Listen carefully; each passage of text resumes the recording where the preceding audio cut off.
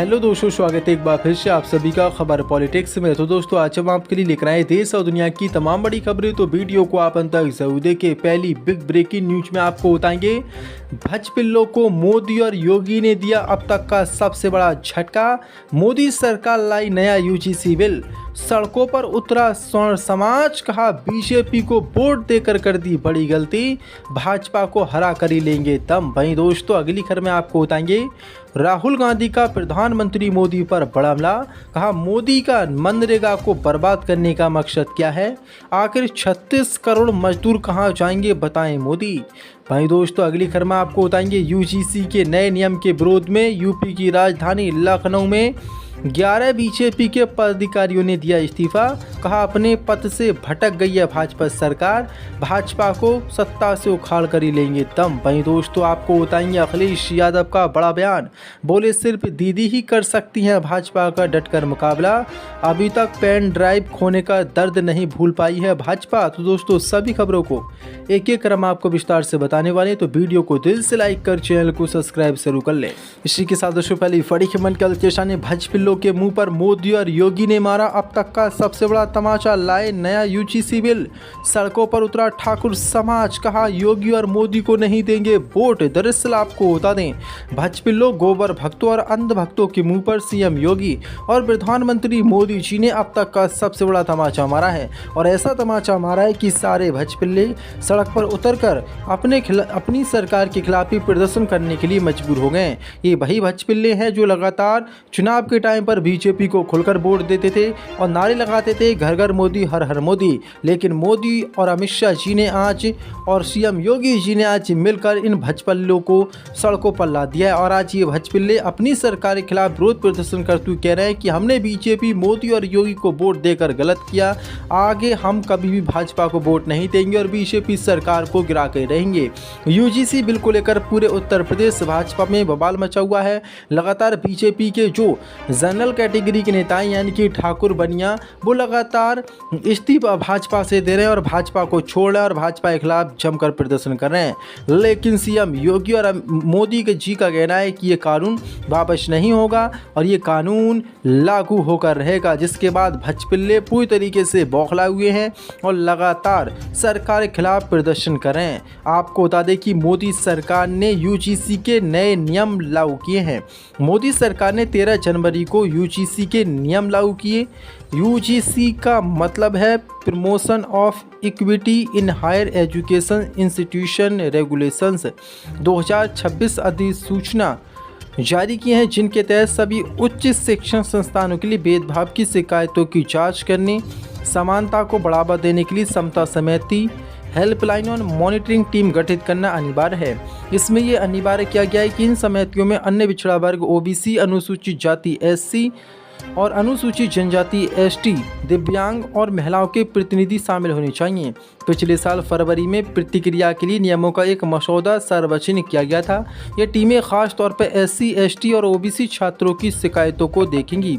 सरकार का कहना है कि ये बदलाव उच्च शिक्षा संस्थानों में निष्पक्षता और जवाबदेही लाने के लिए किए गए हैं। इस नियम को लेकर बीजेपी के जो ठाकुर समाज और बनिया समाज और जनरल समाज के जो बड़ी कौम हैं, उनके नेता और उनके लोग विरोध प्रदर्शन कर रहे हैं। आपको बता दें, कॉलेजेस और यूनिवर्सिटी में अगर कोई भी जनरल कैटेगरी का स्टूडेंट या छात्रा किसी ओबीसी, एससी, एसटी वाली छात्रा या किसी लड़के के साथ कोई दुर्व्यवहार करते हैं जिससे उनको ठेस पहुंची हो, तो एससी और एसटी, ओबीसी वाले जो छात्र छात्राएं हैं वो शिकायत कर सकते हैं। शिकायत के बाद जांच होगी। अगर उसमें पाया गया कि जनरल कैटेगरी वाले ने ओबीसी, एसटी या एससी वाले किसी भी छात्र को परेशान किया है या उनके साथ भेदभाव करने की कोशिश की है, तो जनरल कैटेगरी वाले छात्र की डिग्री रद्द कर दी जाएगी और उसको 3 से 10 साल की सज़ा भी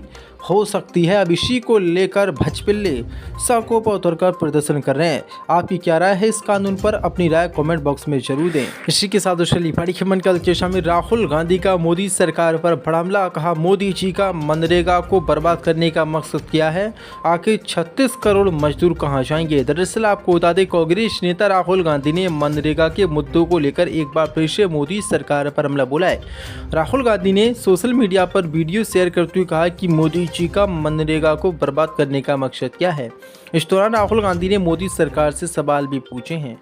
उन्होंने पूछा कि मजदूरों से दिहाड़ी के मोल भाव का हक छीन लेना, पंचायतों की शक्ति छीनकर उनके हाथ बांधना, राज्यों से अधिकार छीनकर दिल्ली में केंद्रित करना, देश को फिर से राजा महाराजाओं के जमाने में ढकेलना, जहां सारी ताकत और संपत्ति गिनती के लोगों के पास हो।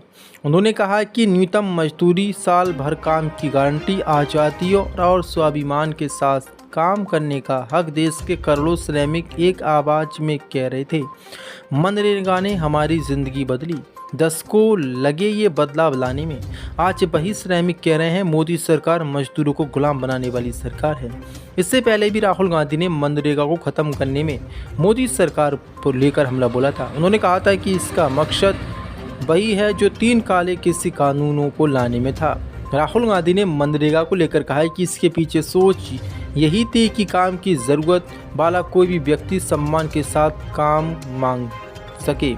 मनरेगा सिस्टम के तीसरे स्तर पंचायती राज सिस्टम के माध्यम से चलाया जाता है। मनरेगा में लोगों की आवाज़, उनके अधिकार थे। गरीब लोगों को काम का अधिकार दिया गया था। एक ऐसा कॉन्सेप्ट जिसे मोदी और बीजेपी और अब ख़त्म करने की कोशिश कर रही है। राहुल गांधी ने आरोप लगाया था कि बीजेपी की सभी नीतियां देश की दलित और संपत्ति को कुछ चुने हुए लोगों के हाथों में इकट्ठा करने के मकसद से है और बीजेपी लगातार भेदभाव कर रही है और इसने अब पूरी तरीके से मनरेगा को ख़त्म कर दिया है। और जो 36 करोड़ मजदूर हैं वो कहाँ जाएंगे, इसका जवाब भी मोदी सरकार नहीं दे पा रही है। इसी के साथ बड़ी खबर कल के शाम यूजीसी के नए नियम के विरोध में लखनऊ में बीजेपी के 11 पदाधिकारियों ने दिया सामूहिक इस्तीफा। कहा, पथ से भटक गई है बीजेपी सरकार। दरअसल आपको बता दें, विश्वविद्यालय अनुदान आयोग यूजीसी के नए नियमों के विरोध में राजधानी लखनऊ से भारतीय जनता पार्टी के 11 जिला पदाधिकारियों ने अपने पदों से इस्तीफा दे दिया है। ये घटना 26 जनवरी 2026 को सामने आई है और सोशल मीडिया पर इसे काफ़ी वायरल किया जा रहा है। इस्तीफा देने वालों में बक्सी तालाब क्षेत्र के कुम्हारबा मंडल महामंत्री अंकित तिवारी जैसे पदाधिकारी शामिल हैं। उन्होंने इस्तीफे में स्पष्ट रूप से कहा है कि ये नए यूजीसी नियमों स्वर्ण समाज यानी कि जनरल कैटेगरी के बच्चों के भविष्य के साथ खिलवाड़ कर रहे हैं। कई पोस्ट में इसे बीजेपी का कुरुक्षेत्र उसके भीतर ही है या विशेष का सुदर्शन चक्र चल चुका है जैसे भावनात्मक शब्द भी व्यक्त किए गए हैं। उन्होंने अपने इस्तीफे में लिखा है कि हमारे प्रेरणा संतोष पंडित दीनदयाल उपाध्याय एवं श्याम प्रसाद मुखर्जी के द्वारा जिस उद्देश्य से पार्टी का निर्माण किया गया था उस पद से पार्टी भटक रही है। पार्टी के श्रेष्ठ पदाधिकारी के द्वारा यूजीसी कानून लागू करके हमारे बच्चों के भविष्य से खिलवाड़ किया जा रहा है, जिसको देखते हुए मैं अपने पद से त्यागपत्र देता हूं और पार्टी के किसी भी कार्यक्रम में शामिल नहीं होऊंगा। और मेरे साथ कुछ पदाधिकारीगण अपना सामूहिक इस्तीफा दे रहे हैं जिनके नाम नीचे दिए गए हैं। आपको बता दें, 11 पदाधिकारियों ने लखनऊ में यूपी की राजधानी लखनऊ में भाजपा से इस्तीफा दे दिया है। यानी कि यूजीसी कानून लागू करना मोदी सरकार को भारी पड़ता नजर आ रहा है। और अब मोदी सरकार झुकेगी या नहीं, क्योंकि आज तक तो वो मुसलमानों के खिलाफ कितने कानून लाइए, किसानों के खिलाफ कितने कानून लाइए, नहीं झुकी है। लेकिन अब देखना होगा कि ठाकुर समाज के सामने ये बीजेपी की सरकार झुकती है नहीं। इसी के साथ बड़ी खबर के स्टेशन अखिलेश यादव का बड़ा बयान। बोले, सिर्फ दीदी ही कर सकती है भाजपा का डटकर मुकाबला। अभी तक पेन ड्राइव खोने का दर्द नहीं भूल पाई भाजपा। दरअसल आपको बता दें, समाजवादी पार्टी के अध्यक्ष अखिलेश यादव ने पश्चिम बंगाल की मुख्यमंत्री ममता बनर्जी से मुलाकात की। यह मुलाकात कोलकाता में राज्य सचिवालय नवन्ना में हुई। अखिलेश यादव अपनी पत्नी और सांसद डिंपल यादव के साथ एक निजी कार्यक्रम में शामिल होने कोलकाता गए थे। दोपहर करीब 1:30 बजे उन्होंने मुख्यमंत्री से उनके दफ्तर में बातचीत की। मुलाकात के बाद अखिलेश यादव ने ममता बनर्जी की जमकर तारीफ की और कहा कि इस देश में सिर्फ दीदी ही भाजपा के हमलों का डरकर मुकाबला कर सकती हैं। उन्होंने ये भी कहा कि ममता बनर्जी ने जांच एजेंसी ईडी को हरा दिया है और वह आने वाले समय में भाजपा को भी हराएंगी। अखिलेश ने कहा कि बीजेपी अभी तक पेन ड्राइव खोने का दर्द नहीं भूल पाई है। ये कथित तौर पर उन इलेक्ट्रॉनिक उपकरणों के संदर्भ में था जिन्होंने सीएम छापे के दौरान एजेंसी के तलाशी अभियान परिषद से बहाल लाई थी। अखिलेश यादव ने भाजपा पर निशाना साधते हुए कहा कि वह समाज में फूट डालने की राजनीति करती है। उन्होंने विशेष गहन पुनरीक्षण SIR अभ्यास पर सवाल उठाते हुए कहा कि भाजपा इसके जरिए अपने वोट बढ़ाने के बजाय विरोधियों के वोट कम करने की कोशिश कर रही है। उन्होंने चुनाव आयोग की निष्पक्षता पर सवाल उठाए। अखिलेश ने कहा कि बंगाल, बिहार, यूपी जैसे राज्यों में ये अभ्यास सिर्फ विपक्ष को कमजोर करने का एक जरिया बन गया है, लेकिन ममता बनर्जी ही भाजपा का डटकर मुकाबला कर सकती हैं। जो पेन ड्राइव ममता बनर्जी लेकर आई थी, ईडी से छीन कर लाई थी, उसके खोने का डर अभी तक बीजेपी भूल नहीं पाई है।